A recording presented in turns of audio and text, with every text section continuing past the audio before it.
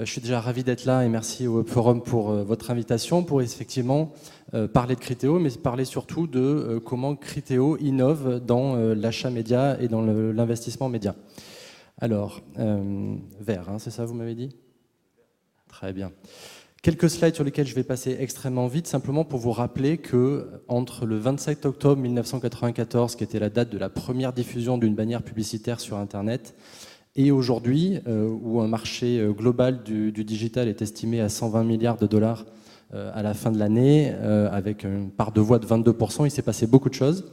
Et il s'est passé beaucoup de choses finalement, même si le search est aujourd'hui et reste notamment en France le levier prépondérant, il s'est passé beaucoup de choses sur le digital, il s'est passé notamment beaucoup de choses sur les bannières display, sur le display, qui est finalement le levier qui a le plus innové, et notamment ces dernières années, à la fois sur la partie rich media, puisqu'on est devenu aujourd'hui avec des formats plus impactants, sur le mode d'achat, Sophie en a parlé tout à l'heure avec le RTB, et également une grande innovation parce que le display aujourd'hui performe quasiment aussi bien que le search. Et c'est en tout cas ce que l'on essaye de faire chez Criteo. Je voulais juste vous remontrer cette petite courbe que finalement assez peu de gens ont en tête, qui sont les prévisions d'e-marketeurs sur les investissements de display aux US. Et e-marketer nous dit que quelque part entre 2014 et 2015, les dépenses des annonceurs aux États-Unis dépasseront en display celles du search. Donc on est vraiment dans ce créneau-là. Et pourquoi est-ce que cette tendance s'accélère notamment? C'est parce que le display aujourd'hui performe et apporte beaucoup plus de performance aux annonceurs. Alors c'est justement ce qu'on fait chez Criteo. Merci. C'est justement ce qu'on fait chez Criteo. Et on est assez fiers d'être devenu en quelques années un des leaders mondiaux de ce qu'on appelle le display à la perf, avec aujourd'hui plus de 700 personnes dans le monde, des campagnes dans 35 pays. Qui sont gérés à travers 15 bureaux dans le monde entier, avec plus de 6000 partenaires éditeurs, donc des gens chez qui on achète de l'espace, et plus de 4000 clients dans le monde sur 4 continents. Alors je voudrais vous raconter un peu l'histoire de Criteo, parce qu'effectivement, même si on parle un peu de nous, l'idée c'était de vous expliquer un peu comment on en est arrivé là. Alors c'est finalement une histoire assez récente, puisqu'une création en 2005, c'est une société techno, c'est 3 ingénieurs qui se sont rencontrés dans un incubateur à Paris et qui travaillaient sur la même idée. Cette idée étant de faire de la recommandation produit sur site, donc un peu à la Amazon. Vous avez vu ce produit, vous aimerez essentiellement ces autres produits-là. Donc c'est pendant 3 ans le développement des algorithmes et des moteurs de recommandation produits autour de cette idée. Et je pense que comme beaucoup de sociétés qui ont réussi, le succès de Criteo est essentiellement lié à sa capacité à apprendre de ses échecs. Et finalement, au bout de 3 ans, les 3 fondateurs de Criteo se sont rendus compte que ce modèle-là n'était pas le bon business model. On avait le bon produit, mais on n'avait pas le bon business model, notamment parce qu'il y avait une différence entre ce que les moteurs de prédiction pouvaient prédire, donc le meilleur produit, et puis finalement l'attente des sites internet ou des e-commerçants qui, eux, ce qu'ils voulaient pousser, c'était les produits avec la plus forte marge.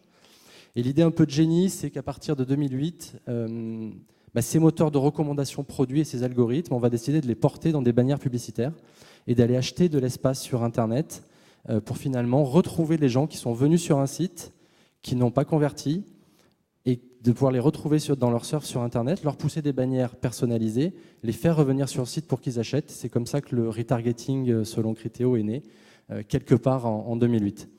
Une évolution très très rapide, je vais passer là-dessus rapidement, mais une des beautés de ce modèle, c'est qu'on est sur des modèles qui sont totalement scalable, qui demandent assez peu d'adaptation, voire pas d'adaptation du tout à l'international, et ce qui nous a notamment permis d'ouvrir en quasiment 12 mois une dizaine de pays, et qui permet aujourd'hui à Criteo d'avoir cette empreinte internationale. Alors on ne pouvait pas parler de chiffres, donc les quelques chiffres de Criteo, avec une très belle évolution, 143 millions d'euros de revenus en 2011, 271 millions d'euros en 2012, 190 millions d'euros sur le premier semestre 2013, donc une belle croissance. Ce sont les chiffres de l'entreprise. Les chiffres qu'on aime surtout mettre en avant, c'est les 2 chiffres que vous avez sur le côté, 90% de taux de rétention client. Donc nos clients travaillent avec nous en fil rouge et à 90%, ils continuent à travailler avec nous. Et le dernier chiffre, 6,5 milliards de dollars de revenus générés sur le site de nos clients entre juin 2012 et juin 2013. C'est finalement ça qui nous importe, c'est la valeur et la performance que l'on apporte à nos clients. Alors comment est-ce qu'on arrive à faire ça? On a essayé d'identifier les facteurs clés de succès de Criteo sur ces dernières années. Et le premier facteur clé de succès, c'est un business model qui finalement est beaucoup plus simple que ce que la slide laisse paraître. Et si vous voulez retenir une chose chez Criteo, c'est qu'en fait on aime le risque et on prend le risque pour nos clients en achetant de l'inventaire au CPM, en leur revendant au CPC. Donc on a bien évidemment un intérêt à ce que les internautes aient la publicité la plus personnalisée pour qu'ils cliquent dessus et qu'ils achètent sur les clients. Et en fait on fait ça avec des moteurs de recommandation qui vont prédire le bon produit, des algorithmes qui vont prédire les taux de clics, les taux de conversion, et des moteurs de personnalisation de bannières automatisées qui vont pouvoir, en temps réel, aller diffuser la bannière la plus pertinente pour l'internaute en question. Le deuxième facteur clé de succès, et là je pense que la deuxième chose que vous pouvez retenir, c'est que chez Criteo, on déteste la moyenne, on veut tuer la moyenne. Ce qu'on aime, nous, c'est la vision utilisateur. Alors évidemment, tout le monde en parle aujourd'hui, c'est quelque chose qu'on fait depuis pas mal de temps. Et pour nous, la vision utilisateur, elle se traduit notamment, on va parler après, je pense, de l'achat média, notamment dans l'achat. Ce qui nous importe, au-delà des aspects de brand safety, bien évidemment, ce qui nous importe, ce n'est pas tant l'endroit sur lequel l'internaute se surfe. Ce qui nous importe, c'est notre capacité à pouvoir le retrouver le plus rapidement possible et lui diffuser le message le plus pertinent possible. Et pour ça, on ne peut le faire que si on a une relation quasi one-to-one avec les internautes. Troisième facteur clé de succès, et on aurait clairement dû le mettre en premier, c'est la techno. On est une société de techno, on est une société d'ingénieurs. Et je voudrais juste vous donner quelques chiffres pour vous donner. Alors tout à l'heure, on parlait de big data, et on a entendu dire trop de data tue la data. En fait, on n'est pas totalement d'accord. C'est pas trop data tue la data, c'est une data mal exploitée tue la data. Donc toute la question, c'est de savoir exploiter la data. Et c'est exactement ce que l'on fait chez Criteo avec un petit peu plus de 300 ingénieurs qui travaillent là-dessus au jour le jour, 40% de la task force. Donc on est vraiment une boîte d'ingénieurs. On a dépensé 13 millions d'euros sur le premier semestre de l'année sur ces sujets de recherche et développement. Et pourquoi est-ce qu'on fait ça?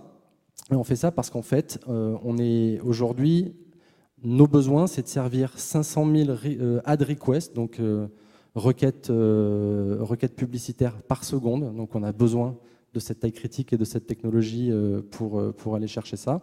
Et c'est notamment aussi de pouvoir diffuser 1 milliard de publicités, 1 milliard d'impressions par jour. Et le dernier chiffre, pour vous donner un peu la dimension, c'est qu'entre juin 2012 et juin 2013, on a traqué et regardé et logué 200 milliards de sales events, donc d'achats ou de leads sur le site de nos clients en une année. Donc pour faire ça, on a besoin de ces gens et de cette techno qui investissent au jour le jour beaucoup de temps pour faire marcher la machine. Autre facteur clé de succès, on est né du retargeting, on est né du bas du tunnel. Cette vision user-centrique, elle nous permet en fait aujourd'hui de pouvoir remonter dans le tunnel de conversion et de pouvoir s'adresser pas uniquement aux personnes qui sont aux internautes qui sont dans le bas du tunnel, mais elle nous permet aussi de pouvoir aller adresser des gens qui sont venus sur le site et qui sont parvenus. Une des études que l'on a faites en interne et qui est assez frappante, c'est que quasiment 90% des visiteurs de vos sites internet, s'ils ne sont pas revenus dans les 15 jours, ne reviendront simplement jamais. Donc tout l'intérêt de cette approche user-centrique, c'est de pouvoir non seulement essayer de les faire revenir sur le site dans les 15 premiers jours, mais s'ils ne sont pas revenus, c'est de pouvoir adapter les messages et adapter la créa pour les faire revenir dans les jours qui viennent. Autre facteur clé de succès, l'achat média et l'intelligence dans l'achat média. J'ai fait bugger la présentation. L'intelligence dans l'achat média, je pense qu'on va en parler après. Ce qui nous intéresse chez Criteo, c'est d'avoir la première impression et de pouvoir rattraper les utilisateurs partout où ils sont sur Internet. Donc en fait, on n'est pas uniquement sur de l'achat média en RTB, on n'est pas uniquement sur de l'achat média en direct, on est sur l'intégralité de l'inventaire que l'on peut trouver. Donc on achète en direct auprès de certains annonceurs avec une technologie qu'on appelle Real-Time Audience, qui est un truc propriétaire et qui est du RTB-like pour Criteo. On achète en RTB, bien évidemment. 50% de nos achats mondes se font sur le RTB, donc on est un des gros acteurs là-dessus. On achète également auprès de la long tail, ce qu'on appelle la long tail. Il ne faut pas négliger ces petits sites. Et ce qu'on a voulu, c'est pouvoir leur donner la possibilité de monétiser leur inventaire et de le monétiser à des CPM élevés grâce à une plateforme que l'on appelle Pump chez nous. Pourquoi on fait ça ? On fait ça parce que quand on regarde aujourd'hui la logique de RTB, c'est comme le disait Sophie, c'est un beau succès français puisqu'on est à 15%, mais enfin ça n'est que 15%. Et finalement, ces 15%, c'est bien, mais il y a tout le reste. Et tout le reste aujourd'hui, ça nous permet d'avoir un reach qui est extrêmement fort et encore une fois de pouvoir rattraper, retrouver les utilisateurs, quel que soit l'endroit sur lequel ils surfent, et notamment de pouvoir avoir la fraîcheur des impressions. Et dernier facteur clé de succès, je pense que vous avez tous vu ce magnifique Luma Landscape qui fait un peu mal à la tête. Je ne voudrais pas être directeur marketing aujourd'hui, tellement c'est un peu compliqué de se retrouver dans tout ça. Je pense que le dernier facteur clé de succès de Criteo, c'est qu'en fait, on a essayé de simplifier et d'offrir une solution un peu full service, clé en main, où vous êtes aujourd'hui un annonceur, vous pouvez, avec Criteo, avoir l'intégralité de votre budget display à la performance géré, simplement avec un coût qui est un coût d'achat média. Vous n'avez pas les coûts de techno, vous n'avez pas les coûts de management, vous n'avez pas les coûts d'ad serving, etc. etc. Et c'est un des éléments, je pense, qui arrive à simplifier la chaîne et à faire que Criteo ait réussi à grossir aussi vite. Voilà, j'ai terminé. Merci beaucoup pour votre attention. Merci.